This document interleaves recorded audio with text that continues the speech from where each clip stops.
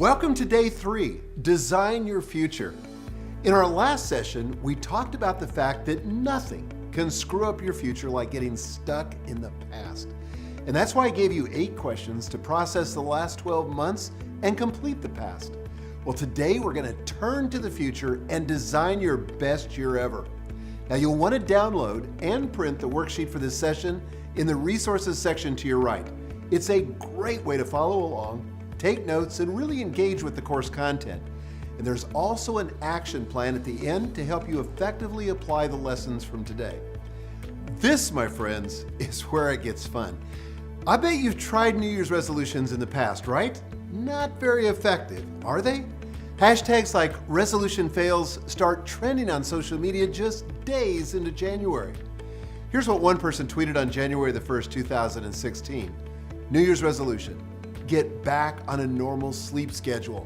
Blown. Resolution fails. Just 2 days later, a woman said, got ready for the gym, packed my gear, and went for a burger instead. Resolution fail. Another joke: don't judge me. I'm just sitting here with my wine and a box of chocolates, trying to fill the void like everyone else. Resolution fails. Maybe you can identify. About 200 million Americans make New Year's resolutions at least some years, according to the University of Scranton. Research by the university shows that most of us can stick it out a few weeks, but fewer than half are still going after 6 months. Only 8% are ultimately successful. The truth is, change can be hard. The average person makes the same New Year's resolution 10 separate times without success. Even after a heart attack, only 14% of patients make any lasting changes around eating or exercise. Now, not everyone loses, of course. Fitness clubs actually bank on our failure. NPR reported about one chain with about 6,500 members per location and only room for 300 at a time. It's like fractional reserve fitness. Gyms purposefully oversell their capacity with year-long contracts, knowing most of us won't actually show up more than just a few times. How does it feel knowing other people profit because we blow our goals? This is about far more than funny tweets and sad statistics. Most of our resolutions are about the life domains that matter most to us: health, wealth, relationships, and personal development. And yet we can't seem to move the needle. Well, I've got good news. The failure is not your fault. It's the fault of a faulty system. Resolutions aren't enough. You need something more.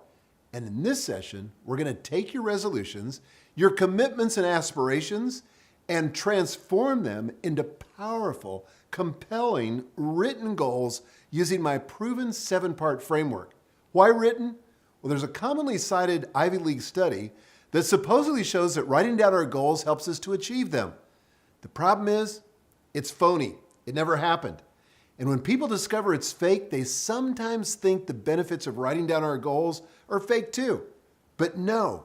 Professor Gail Matthews at Dominican University of California did her own study not long ago and confirmed the power of writing down our goals. She took 267 participants, tracked them over a couple of years, and discovered, among other things, you have a 42% greater chance of achieving your goals merely by the act of writing them down. Why? Because writing brings clarity, states your intention, and builds resolve. And that level of intentionality gives direction to our thoughts and actions, even when we're not fully focused on the goal. But to get the most from your written goals, you need to state them following a proven formula. And that's where my 7-part framework comes in. Now, you've probably heard of SMART goals, right? They have a different attribute, one for each letter of the SMART acronym. General Electric pioneered this approach in the early 1980s. Others have modified and expanded it over the years, including me. But let's dive into the 7 attributes of my SMARTER system now. The first attribute of SMARTER goals is that they're specific. And the more narrowly defined, the better. Focus is power. You can drive the same amount of water through 2 pipes and create greater force in one just by reducing its diameter. Well, that's similar to what happens with our goals.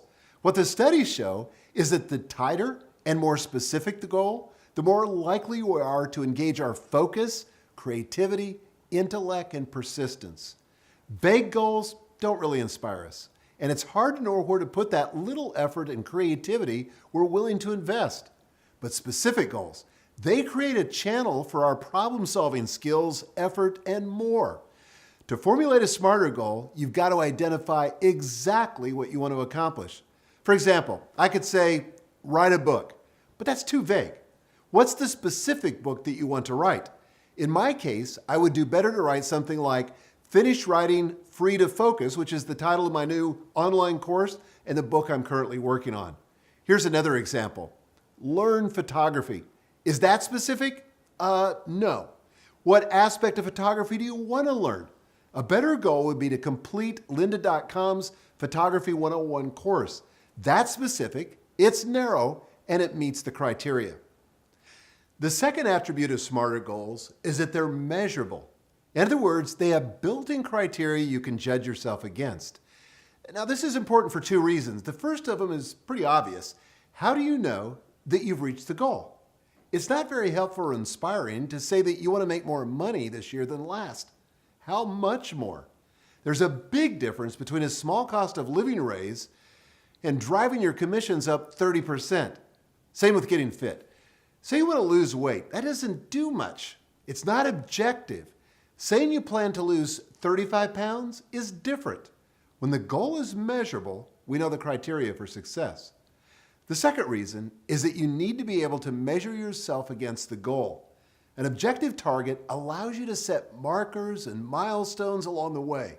And that means you can chart your progress. And half the fun of goals is in the progress we make.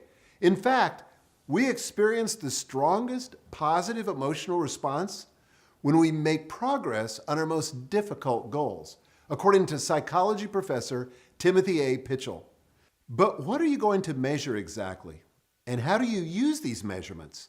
I usually break goals into two broad categories: achievement goals and habit goals. Both are good, and both can help us design the future we want. But what's the distinction? Well, an achievement goal is focused on a one-time accomplishment, like hitting a target or reaching a milestone. A habit goal is different because it's not about hitting a target or reaching a milestone. It's about maintaining an ongoing activity or practice. Think of it this way. Summiting Everest is an achievement goal, but walking each day before breakfast is a habit goal. Both need to be measured, but not in the same way. In the 4 Disciplines of Execution, authors Chris McChesney, Sean Covey, and Jim Hewling talk about lag and lead measures. The first, lag measures, looks backward to determine whether you've met the goal. For instance, did you summit Everest or not? Or did you lose those 35 pounds or not? Lag measures are an excellent way to measure achievement goals because they're tied to targets and milestones. But lead measures work differently. Instead of looking backward at the milestone, did you hit it or not, they look forward. They measure the activity that influences whether you will hit your target. And because of that, they work well for measuring habit goals, especially when those habits are connected to a major achievement goal. For instance, if losing 35 pounds is the lag measure, weekday cardio and daily checkups in MyFitnessPal could be the lead measure because those habits will enable you to achieve your weight loss goal. The third attribute of smarter goals is that they're actionable.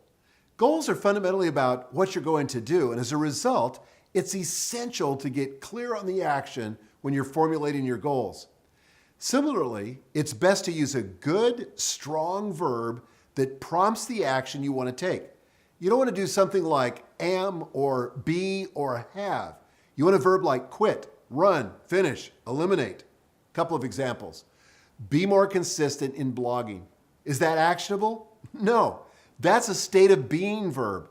But something like write 2 blog posts a week, that's actionable. It starts with the verb write, and it's clear and directive about the action. Here's another example. Be more health conscious. Is that actionable? Not really. Instead, you could say something like run for 30 minutes 4 times a week. Much, much better. The fourth attribute of smarter goals is that they're a bit risky. Now hear me out. Normally we talk about setting goals that are realistic. But if we start by asking what's realistic, we're likely to set the bar too low. As Daniel Kahneman says, we are driven more strongly to avoid losses than achieve goals. For some, that bias is stronger than others, but it really stands out when we set goals. Because failing feels like losing, we're tempted to set small goals we can easily reach in the name of being realistic. We're also likely to slack off once we've reached those small goals. By focusing on what's supposedly realistic, we accidentally trigger our natural impulse to avoid loss and end up accomplishing less than we otherwise might have. But the old adage is true: nothing ventured, nothing gained. The Chicago architect Daniel Burham said it this way in 1907: "Make no little plans, they have no magic to stir men's blood and probably will not themselves be realized. Make big plans, aim high in hope and work." The science backs him up. Goal researchers have documented a strong, direct relationship between the difficulty of our goals and the likelihood we'll achieve them, not to mention greater motivation, creativity, and satisfaction. When goals are set too low, people often achieve them, but subsequent motivation and energy levels typically flag, and the goals are usually not exceeded by very much, according to Steve Kerr and Douglas Lapelli. But they say difficult goals are far more likely to generate sustained enthusiasm and higher levels of performance. In other words, we get more out if we put more in. So let's say that you're a sales manager of a manufacturing plant. You've been growing at about 5% a year, and this year you're going to set your growth goal at 6%. Is that going to heighten performance and enthusiasm? No way. Small goals are just not that compelling.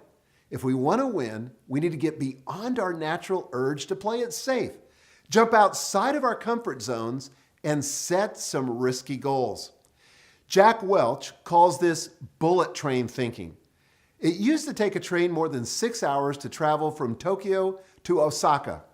This slowed down business, and executives wanted the time cut.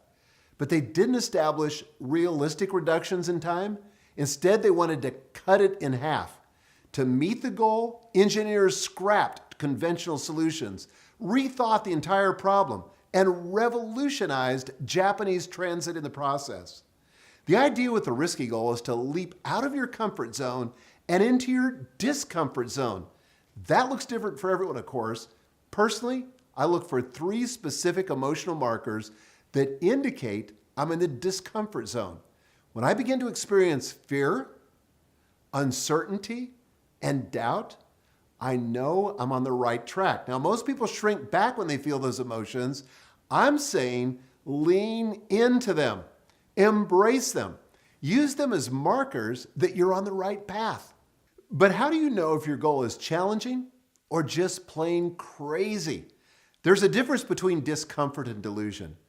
Me thinking, for example, that I could play on the PGA Senior Tour, that's delusional. Anyone who's played golf with me knows exactly how delusional it is. In his one-day EntreLeadership event, I heard Dave Ramsey mention a sales employee who set this massive goal of calling a bunch of leads in a certain period of time.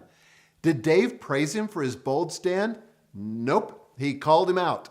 Dave showed the guy there wasn't enough available time in the week to actually accomplish the goal. The guy had lunged right over the discomfort zone and into the delusional zone.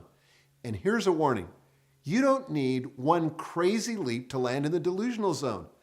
Sometimes we can just drift there with the accumulated demands of multiple goals. I see this, for example, when people plan major deadlines simultaneously or stack up projects one after another without enough margin. You know what happens next. Goals in the discomfort zone challenge us and summon our best performance.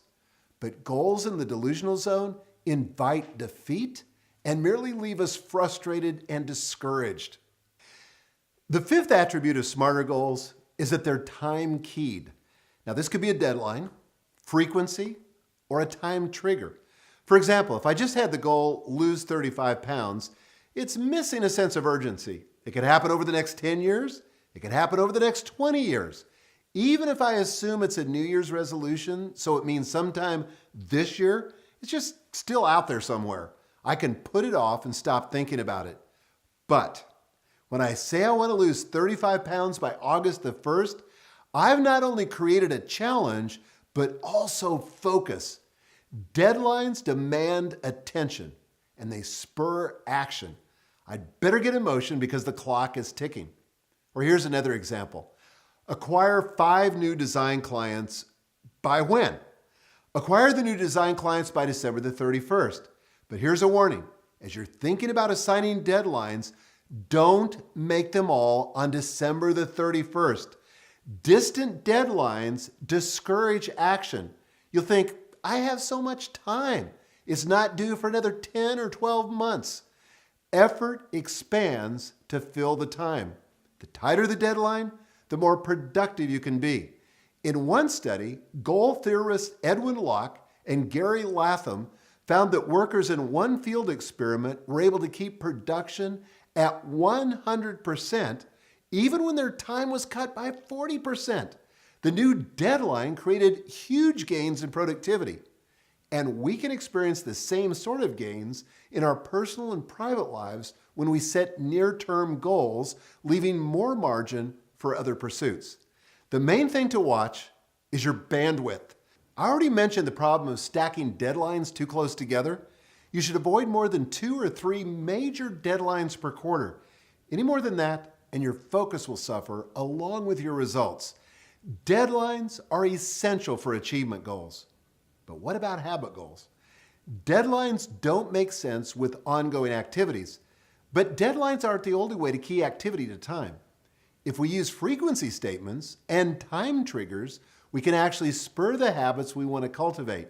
Saying, for example, exercise more this year is a recipe for inaction. But saying run for 30 minutes at the park every weekday morning at 7 a.m. sets you up to win. Not only does it say what kind of exercise and where you're going to do it, not only does it say for how long, but it also tells us exactly when you're going to do it. Time keys for habit goals create an external cue that triggers action, and they work. After telling study participants about the dangers of heart disease, researchers in the UK recommended exercise as a way to prevent it. On their own, participants intended to work out, but they usually forgot. They had less than 40% success rate. I get it, life's busy. But some were asked to bake a time trigger into their goal. Their success rate was better than 90%. The time trigger helped drive the behavior they wanted to see. The 6th attribute of smarter goals is that they're exciting. They inspire you, in other words. Researchers say that we stand a better chance of reaching our goals if we're internally motivated to do so. External motivations might work for a while, but if we're not getting something intrinsic from the goal, we're going to lose interest. If you don't find your goals personally compelling, you won't have the motivation to push through when things get tough. This is where you got to be honest with yourself. Ask, does this goal inspire me, or does it engage my heart? Am I willing to work hard to make it happen? This goes to something we'll cover in the next session, finding your why. But remember, we're setting risky goals. We're going to be tempted to quit at some point. Only an exciting goal can access the internal motivation you need to stay the course and achieve your goal. That brings us to the 7th and final attribute of smarter goals. They're relevant to your life. This is really about alignment, and it comes at the end of the list because it's a good way to gut check your goals before you finally commit to them. If we're going to succeed, we need goals that align with the legitimate demands and needs of our lives. For example, are you a working parent with young kids? Your goals are going to look a lot different than an empty nester or even an undergrad. Depending on your circumstances, going to med school might not be in the cards right now, or pursuing a new weekend gobbling hobby might put unwanted strain on your family. You need to set goals that are relevant to your actual circumstances and true interests. You also need goals that align with your values. Now, this should be obvious, but sometimes we feel outside pressure to set goals that go against the core of who we are or what we believe. So for example, you might feel an outside pressure to set a high sales goal that would require you to be away on the weekends when you really have a value of spending time with your family. This pressure could be social, it could be professional, whatever, but you need to resist the temptation to gear your performance for others, especially if it somehow goes against your values. Finally, you also need to create goals that are relevant together. Setting multiple conflicting goals are only going to create friction and frustration. If we're working against ourselves, we'll be back in the delusion zone and experiencing more heartburn than progress. So that's the SMARTER framework. To summarize, SMARTER goals are specific, measurable, actionable, risky, time-keyed, exciting, and relevant. Now it's time for your action plan for this session. If you haven't already done so, download and print the worksheet from the resources section on this page, and let's get started. First, I want you to pull up the results of your Life Score assessment. If you haven't taken the assessment, you'll find a link in the resources section. Take a moment and do that now. Your Life Score results will help you craft a set of goals that are perfectly aligned with your personal growth path. Second, write down 7 to 10 goals using the SMARTER framework. Any fewer, and you're probably not pushing yourself enough. Any more, and you'll likely be overburdened and might even experience burnout. Remember, there's a difference between the discomfort zone and the delusion zone. And if you're having trouble landing on goals that fit the framework, premium users have access to a complete goal template database that'll get you quick results. And if you're not a premium user and would like access to the database, you can upgrade at any time in your account profile. Finally, include goals from several different Life Score domains.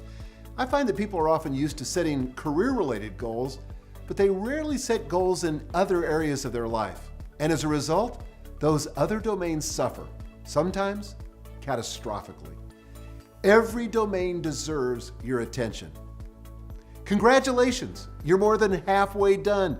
You've made incredible progress. You now have a very specific set of goals. And tomorrow, we're going to be talking about finding your why.